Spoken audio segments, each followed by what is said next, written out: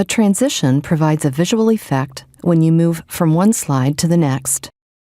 For example, this transition uses a honeycomb pattern. Another one has more of a glitter effect.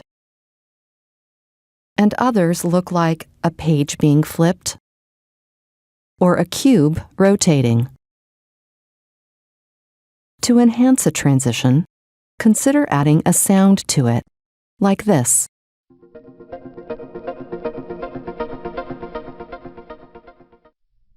To give the sound impact, use it selectively, such as at the start of a new section in the slideshow.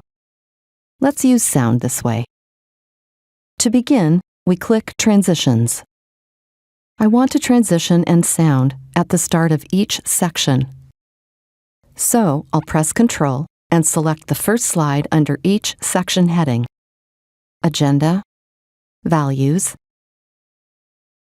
Impact, and Challenges. Now I'll click More to display the Transitions gallery and choose the transition effect, called Honeycomb. The slides with the transition effect have a little star icon next to the thumbnail. The transition plays from the preceding slide, so for the Agenda section, the transition starts on the title slide. I'll click Preview so we can see it.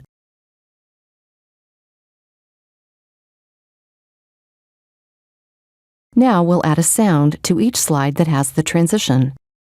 I'll press Ctrl while I select the slides.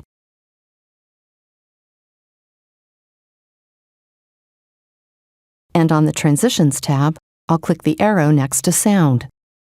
These are built-in sounds I could use, such as breeze, chime, and drum roll. However, I have my own sound file, so I'll click Other Sound. That's the sound file, spacebubbles.wave. I'll click it and click OK. The sound immediately plays as a kind of preview. Now let's click Preview to hear the sound while the transition plays.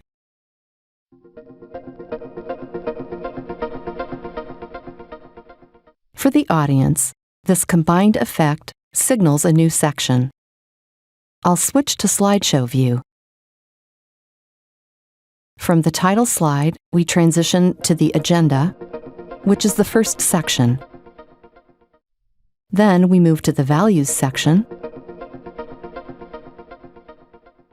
and we click through that.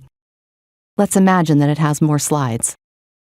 Our next transition is to the Impact section, and finally, the Challenges section. The transition and sound have a purpose and play just enough to be effective. If you want to remove the sound, select each slide it's applied to, and on the Transitions tab, click the Sound arrow, No Sound. For more information, see the course summary and experiment on your own.